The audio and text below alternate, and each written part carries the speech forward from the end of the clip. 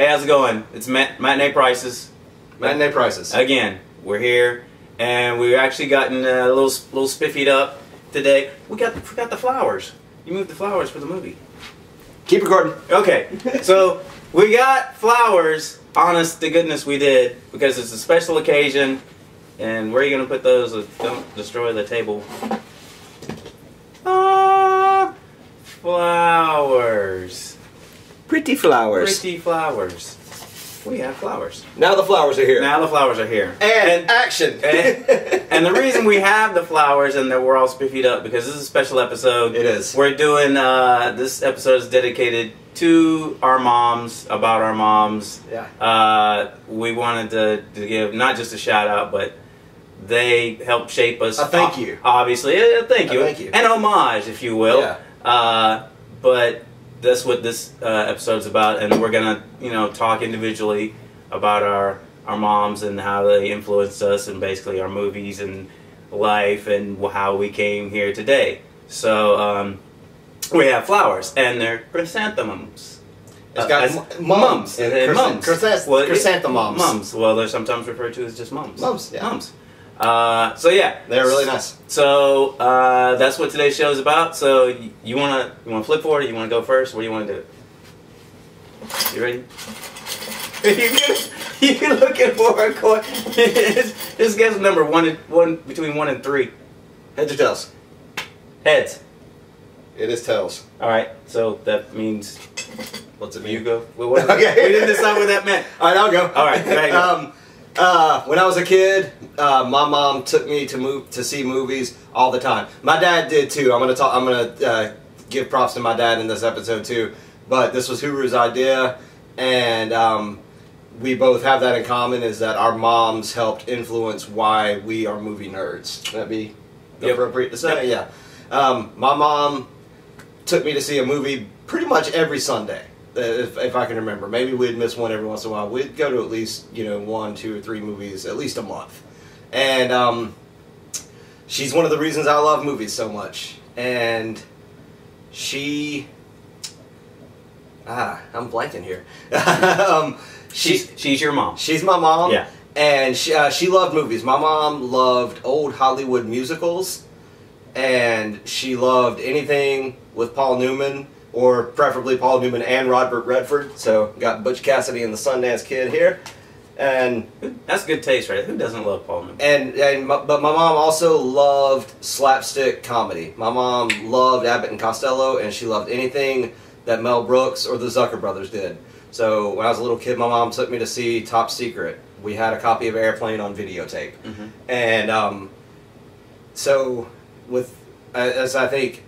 She's definitely the reason why I love movies like Blazing Saddles and Spinal Tap, and just sharp comedy that could blend like wordplay with nutty physical comedy. Right. Yeah. But another thing that she loved, maybe more than anything, were movies adapted from Stephen King novels. My mom loved Stephen King, and my mom, she didn't really like the idea of me watching horror movies. But at the same time, if there was a Stephen King movie out, didn't matter what it was rated, she took me to see it.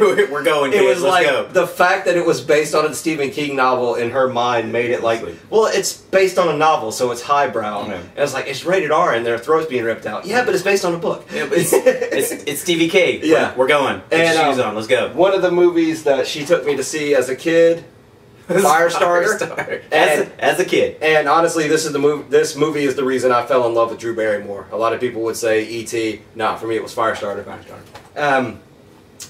Firestarter is based on a Stephen King book. My mom took me to see it in the theaters. It is still to this day one of my favorite movies. It is hyper faithful to the book. 1 or 2 characters get dropped, or like some things get swapped around, but basically everything that happens in the book happens in the movie. It's one of my favorite movies of all time. Firestarter, Drew Barrymore, David Keith, George C. Scott, Martin Sheen. Oh, yeah, forgot about George C. Art Carney. It's one of my favorite movies. It's dark. It's incredibly violent. It's about a little girl who has pyrokinesis. She can, if you make her mad, she can set you on fire. And she does it a lot in the movie. She's really mad. The movie, a lot.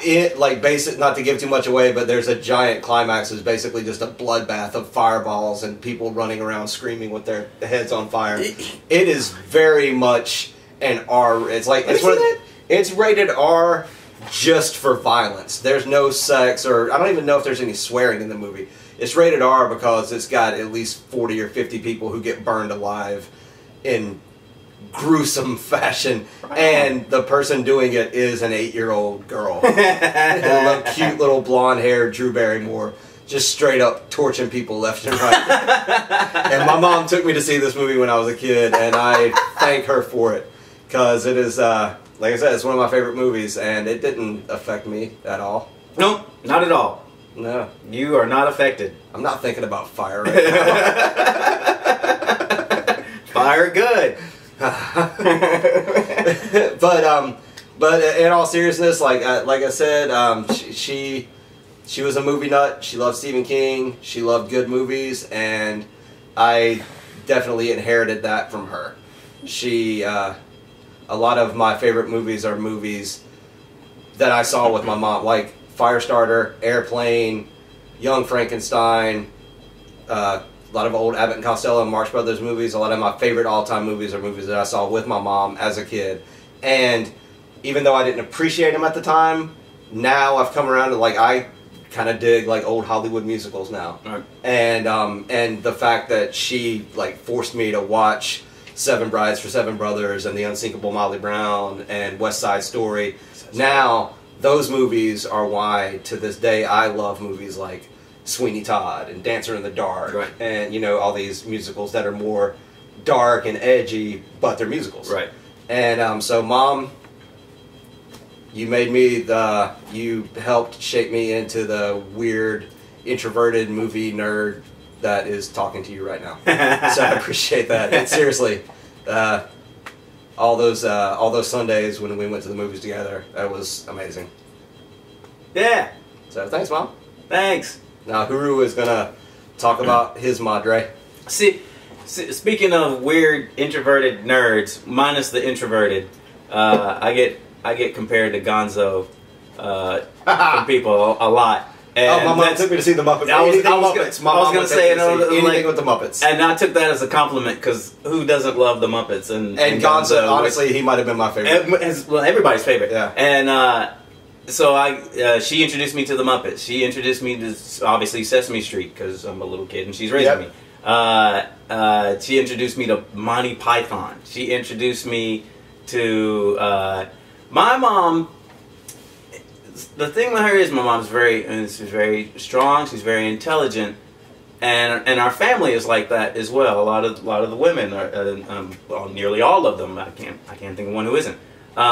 So the influence of them and her, and then stuff that she set me down to watch, reflected that. So thus, a lot of the slapstick stuff wasn't from her. That's like from like Three Stooges and stuff. That's like from friends or me finding stuff on your own. Yeah. But Monty Python might have been what led you to that. Right. But Monty Python, and they were so highbrow and political. Yeah. But there was also like fish slapping. Oh yeah, there were still boobies. Yeah. You know, but like it's stuff that I wasn't getting. You know, where they're talking about, you know, what was it, the soccer match with all the with the. Not Genghis Khan, but it was like soccer team. Oh, yeah. Name going book. Yeah. But anyway, so my mom, she's the one, she's Charlie Chaplin. She introduced me to that. She had to sit me down and watch my wife. She had to sit me down to make me watch the spaghetti westerns. Yeah. Because, you know, they weren't cartoons. So, like, we're watching this. Yeah. You got to learn this. I'm like, all right, she sat me down, made me watch Easy Rider. Wow. Yeah. Wow. Yeah. So, that's, man, your mom. Yeah, she rocks. She also was very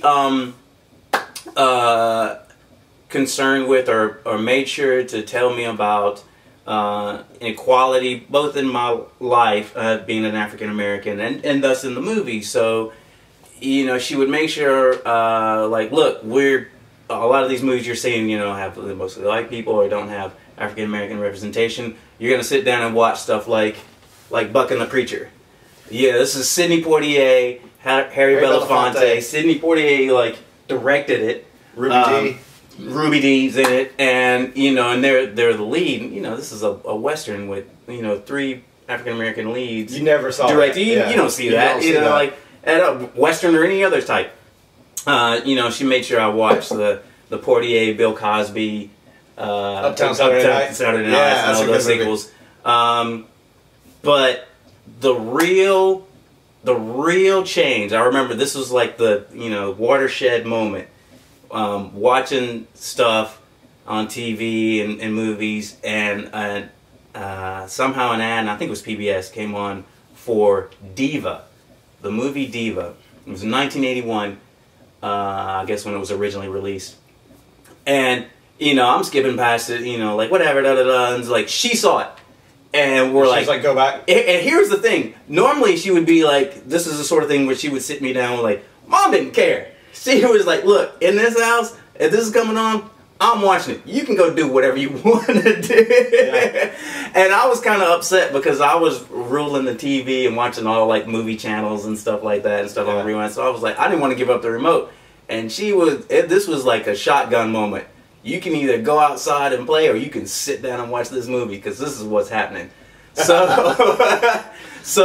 and of course, like now I'm all like pissed off because this is not cartoons and it's not cartoons, and I'm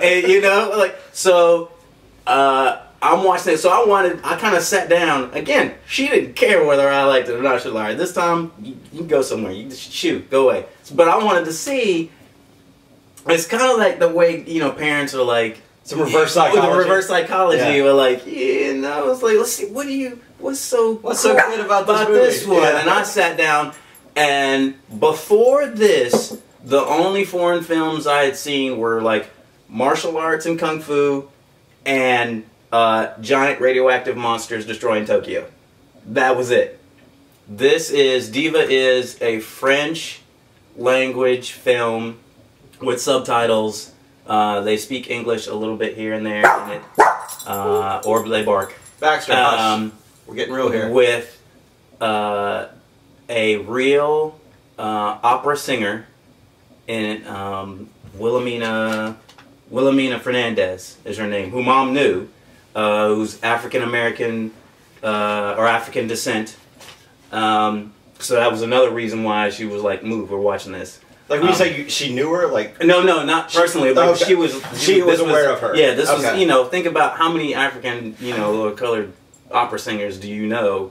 Female counting or otherwise. her? Yeah, one. Yeah, exactly. So this is a big deal for her, and this was her only movie. Yeah. And of course, she's playing an opera singer. The premise of the movie is a young boy who's a fan of this opera singer secretly records her in a concert. Okay. And the singer never records. She's never recorded her voice. So he has this bootleg copy of this international star no one else has. Okay. And some thug ne'er-do-well music moguls see him and they want the tape. Okay. In the meantime, there's a girl who records the names of a man who's the head of a prostitution ring, and she's got like names and evidence and proofs, and she puts it on the tape. She slips it in his bag. Okay. And then goes off somewhere. So he's got these 2 tapes in his bag, which a whole bunch of other people want. So now he's on the run. Okay. And it's fantastic. I've never seen this movie. Oh my god. It's one of those things where it's stylized, it's got pop culture, it's got romance in it, but not the kind of romance where like most guys would like and want to puke and go eat a burger or something. It's got a little bit, but it's usually at work at Vizart. I would recommend this and Perish the Tem. If a guy wanted to impress a girl, but it's something that they could handle. Yeah. If they can get past the subtitles, then I was like, trust me, you'll be able. This will not make you want to like go off and just put in a tape of a football game. Yeah. It's really stylized. It's nuanced, Probably amazing music. Oh my God! Well, and I know about the costume design, like the costumes and everything are like just insane. And it even has what's the guy's name? Dominique Pignon, who's Alien Resurrection, Amelie. Oh right, the guy from all the he's in the Outlander TV show right now. Jean-Pierre Jeunet. Yep. Jeunet. Yeah, little guy. The fantastic director is Jean-Jacques Benet. Hopefully I'm pronouncing that correctly. Wilhelmina Fernandez plays the opera singer. Thuy Anh Liu, Asian actress, who plays Alba, who's just like a really cute girl who you kind of wish was your girlfriend in the thing, and just kind of helps him out. It's really got quirky characters. There's a great chase scene on a moped through like the subway. So there's like action and music. Yeah, it's like and the music. The music is all operatic.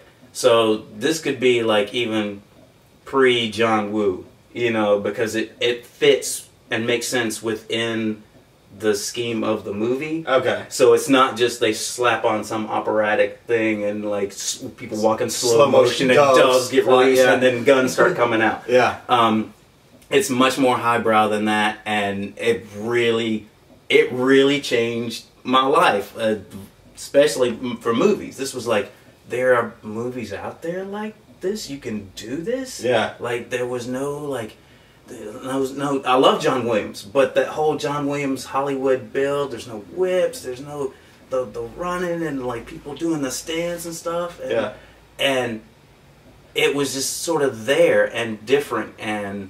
Like, I guess a breath of fresh air, but I didn't know I wasn't breathing fresh air at the time. So that was like the moment where you saw what a movie could be. Yeah. And like how it could like make you feel. Or and, feel a certain way. And you feel a certain way and just something different. Because obviously American Hollywood, it's not like we make crap all the time. We do like a lot of crap. Yeah. But I mean like, you know, she's introducing me to other stuff, James Dean movies, and you know, obviously other Clint Eastwood movies, and whatever Steven Spielberg's out there. Yeah. And you know, they're not making hay. Right. But they're still Hollywood, and this wasn't Hollywood. Okay. And it was good. Like I remember, like man, that didn't have any transforming cars or trucks or like super big giant guns and no aliens and no robots. Well, I think I loved it. It speaks to like how amazing it is that you're a little kid and you're reading subtitles and you're not bored to tears. Yeah, like, yeah. But it's like not Kung Fu or Godzilla. You're reading subtitles in like a different context, basically. And it's people, and yeah, that was a big moment for me, and that wouldn't have happened without Mom. And a lot of the other stuff, and I probably wouldn't be here. I wouldn't have worked in BizArt. I wouldn't be here without that sort of influence. So, Mom, thank you and I love you. And it's awesome, and we're gonna watch more movies. And it's kind of reversed now because now when we let's you can turn her on to stuff. She comes to visit, and she's like, all right, let's go see Superman. Let's go see Batman. Oh, she's so like, and back in the day, if I called her when Batman the Animated Series was on, she wouldn't talk to me. Like she'd pick up the phone, we'll be like blah blah blah. This. Because you couldn't bother her while she was watching it. And I'll be like, hello. She's like, yeah. And I'd wait for a second. There'd be nothing but silence. I'm like, are you watching Batman? Yes. You want me to call you back? Would you please? Well, it's interesting, like, because you said like the same thing in the Halloween show about her watching Pete and Pete. Like, you better not bother her while her Pete and Pete was on. This is my mom. Like, she's turned me on to like Charlie Chaplin and Buster Keaton and all this cool, intellectual stuff. But I better not bother her while Pete and Pete or Batman the Animated Series is on. Nice. Because she wouldn't just say no. She just wouldn't. She was like Wouldn't acknowledge you. Hello. Nice. Yeah. So that's what we wanted to talk about today. What'd you say about Cameron Mitchell? Didn't you say like? That's who I'm named after. Really? Yeah. Huh. Yeah. My name is Cameron Michael, and apparently this is the actor that I was named for. That's the story that I was told growing up. Anyway, that's the story you were told. And it did make me like like seek out this guy. It's just like such the like he wasn't like a Robert Redford or a James. He was just like kind of a regular looking schmo. Just like I mean, not a bad looking guy, just like a character actor, but never became a big star. He was a TV actor. Like if you look at his credits, it's like The Incredible Hulk, Starsky and Hutch, Magnum PI. Like he's like kind of a TV like go-to actor. But had some film credits. Magnum PI. Had some film credits to his role, to his name. But yeah, so yeah, that's me. Cameron Mitchell. Cameron Michael. Because, like, and I was saying Paris Jatem, because of sort of this influence in my mom and stuff. So I will. The first movie I ever saw was Watership Down. Yeah. With the rabbits, and very serious, like animated, entertaining, cool, but serious. Right. So between that and then my mom's influence is why, like, in the biz art, I would lean or gravitate towards what I would call kinetic movies. So even if it was dramatic, it still had that energy. So I guess suspense or thriller would be the most. And Aliens is like your favorite movie. And Aliens is my favorite movie because that was even though it had aliens, so it was very fantastical. But it's like a female supporting lead, very serious, very dark, gritty. But it's also like a guns a-blazing action. But it's also action, which is, like, gets the cartoon in me, the transforming robots. But this is the sort of thing where I look on my shelf of movies at home, and people come over and I'm like, what do you got? And if they have kids, like, I've got a stack of, I realized I had a stack of cartoons and stuff, but I would go over to the regular stuff and like, no, you can't watch that, you can't watch that, you can't watch that, you can't watch that, you can't watch that. I watched that when I was little. But maybe not. You can't watch that. You can't watch that. You can't watch that. Let's go over here to the cartoon. Yeah, that's the way I was with Firestarter. Like I saw Firestarter as a little kid, right. And like I said, and I'm fine. And in fact, I feel like that's one of the movies that like kickstart, and that's one of the movies that got me to read more, right? Because I wanted to read Stephen King books. Okay. But nowadays, if someone was like, if Firestarter just came out today. Had never been made before, but it came out today and was the exact same movie. Right. I would never tell somebody to take their 8 or 9-year-old child to see it. Yeah. That'd be the last thing I'd recommend. But I did, and honestly, it was awesome, and it's one of my best memories. It's like with like you with Diva. Like it's one of the reasons why I became a movie nerd, because it was like with where Diva opened up your world to like foreign films and what a movie could be. Like Firestarter for me was more like. A kid can be the star of a movie. It's not like a little kid who's looking for her lost dog. Right. It's not like it's not Little Orphan Annie. Exactly. Yeah. Like the lead of the movie is this young girl, and it's an R-rated film, and she's killing people to like try to save her dad. Yeah. So it's like I was like, wow, this like it was something different. And and I never like I said, didn't know a movie could do that. If you combine that, if like what you're saying, like a kid who can be a star of a movie, but that's not for kids. Exactly, it wasn't a kid's movie. And then movie. A foreign film, then you get Leon the Professional. Which is what not only one of my favorite films of all time, I got a poster of it and everything. That's how often did we say that at Bizarre? Somewhat French movie about a little kid who's killing people. Who's killing people. Yeah. So that had let's see, Gary Oldman and Natalie Portman. Bring me everyone! Some little girl named Natalie Portman. Yeah, Natalie Portman. Oh my you might hear from her. She's got... That kid's going places. Oh, God, is she ever. And Luc Besson. No, it was the director and the actor. I always blank. Danny Aiello. Jean Reno. The main one was Leon. Was Leon. Yeah. Yeah. But, yeah. So... Basically, we're saying we're movie idiots, and it's our mom's fault. And it's our mom's fault. and I want to jump in here and say like it's also kind of my dad's fault. I was thinking about this about being like your fault. You are the product of your parents, and my dad loved westerns. Like he liked other kind of stuff. It was like if I had John Wayne or Chuck Norris in it, my dad was there opening day. But westerns was like his go-to genre. My mom liked musicals and slapstick. Right. My favorite movie of all time is Blazing Saddles. It's Blazing Saddles. Musical, comedy, western. Yep. And it's like that can't be a coincidence. Like, there's no way that's like my mom loved Mel Brooks, my dad loved westerns, my mom loved musicals. Yeah. Like no way that's a coincidence. But my mom turned me on to Mel Brooks. Yeah, I think a Blazing lot Saddles. of people. Yep. Yeah, I think that was like the if you were growing up in the like 70s or 80s, like, that was the mark of like a cool mom. Like, I'll let you watch Young Frankenstein or how old were you when you saw Raiders of the Lost Ark? Like, when it came out in theaters.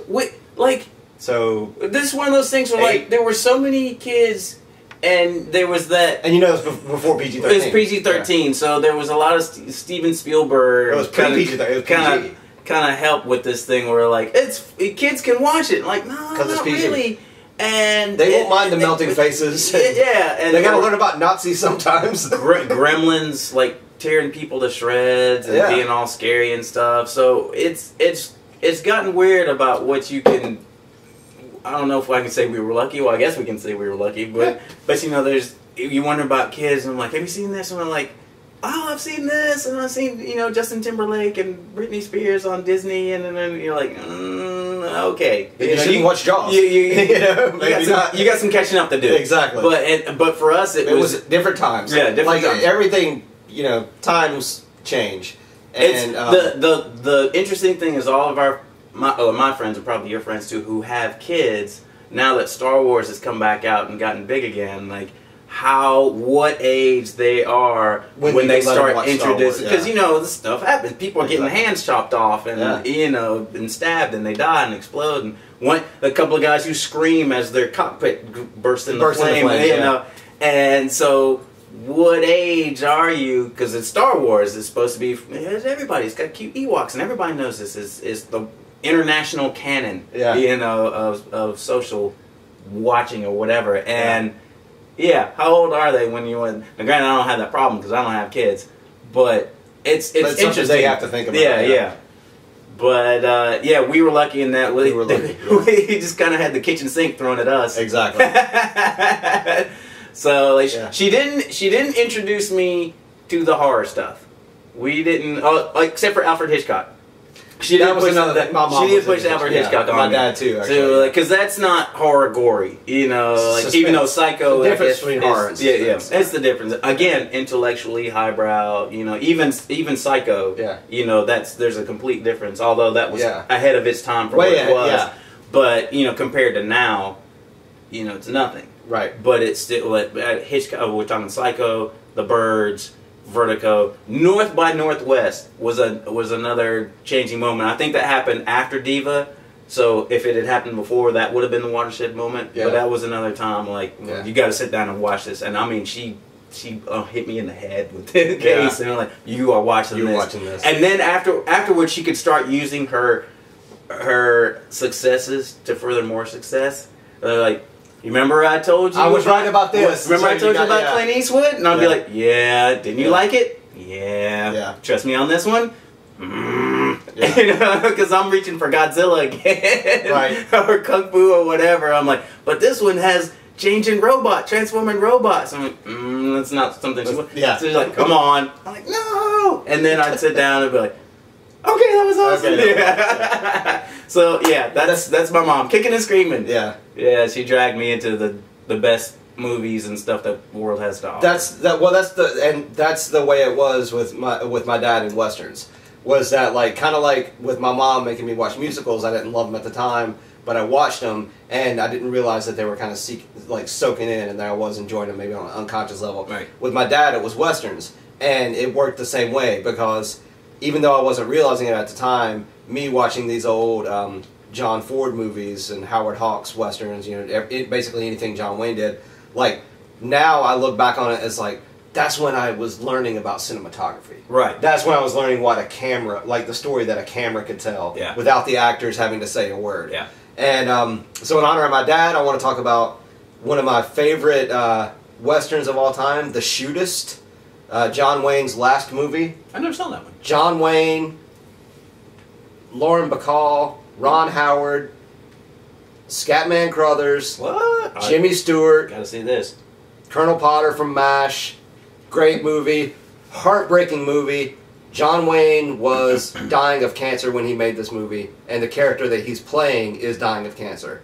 And there's this wonderful parallel. It was made in the 70s. So the John Wayne style of Western was waning. Because everybody was into Clint Eastwood. Yeah, yeah. And the movie is set in the early 1900s. So the cowboy mythos was waning. Sort of. So there's people, like, they see people on cars. And it represents, like, kind of the changing of, like, now we've got cars, we don't need horses anymore. You're a relic. You're a dinosaur. And it was like Clint Eastwood did that with his movie, with him and Morgan Freeman.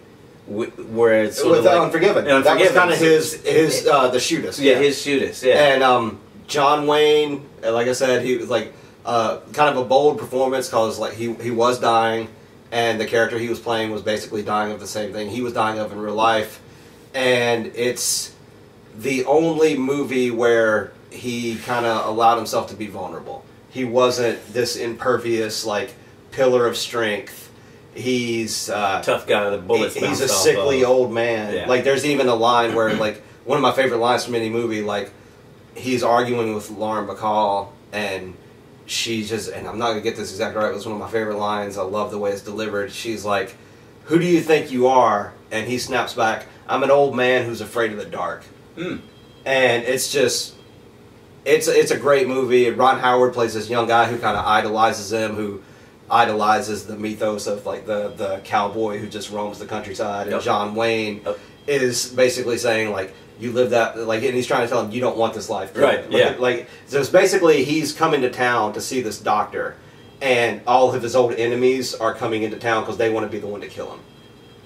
And they do a good job, and they open the movie with this montage of like showing him in his youth, and they use scenes from his earlier movies. Yeah. So they show like scenes from old movies from the 30s and 40s where he's all young and healthy, and that represents like him in his heyday. Basically, I need to watch this and Unforgiven again. They're like, good, and I never thought about them being like companion movies. Yeah, but they really are. And like I said, he gives a, like, I don't think John Wayne, like at this point John Wayne is more like remembered as like a cultural icon more than he is as an actor. Right.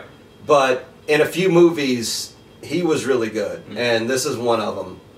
And so, The Shootist, that was from my dad. Great movie, amazing cast. I just rattled off, and that wasn't even all. There's some other people in there. I think Richard Boone is in there.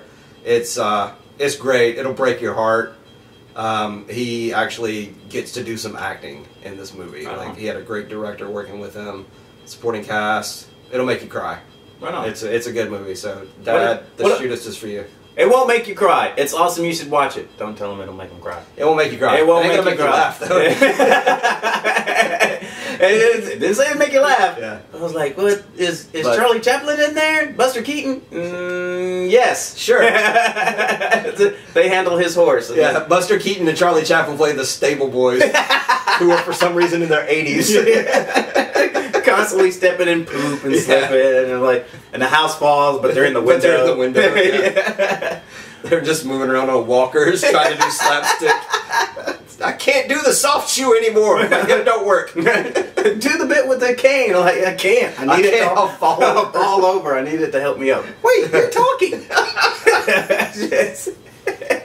Shut up, kid. I've got bunions older than you. We can end it on I've got bunions over there. Okay, right on. Yeah, we are approaching our time here. Mom and Dad and Mom Huru is amazing, who I've met several times. She's a great lady, and she's you can call her Miss Nancy. I call her Mom. She's the reason I've got this guy here, because she turned him on to movies, and because of that, he ended up working at VisArt. We wouldn't have met if it weren't for your mom. Yep, and vice versa. And vice versa. Yeah. So raise a glass to the people who brought us into this world. Got Burgundy for equal pride. All right, so we'll wrap it up on that, and we'll see you next time. We'll be much more or much less serious. Yeah. However you choose to take that. Yeah. But so we had to do this. We wanted to do this. Yeah. And yeah, and enjoyed it. Yeah. Yeah. And Mom, this is for you. What the hell is a gigawatt? What the hell is a gigawatt? I have no idea. Oh, I still okay. don't know. That's not okay. Love that movie. We'll look that up and we'll have the Somebody answer get back for you. to us. Yeah, we'll have that answer for you next episode. But, matinee prices. Keep watching movies. Thank your mom for turning you on to movies if she's the reason you're a movie nerd like we are. Hi, Mom. And good night. Yeah, I'll see you. It's the Baxter Show. It's the Baxter Show.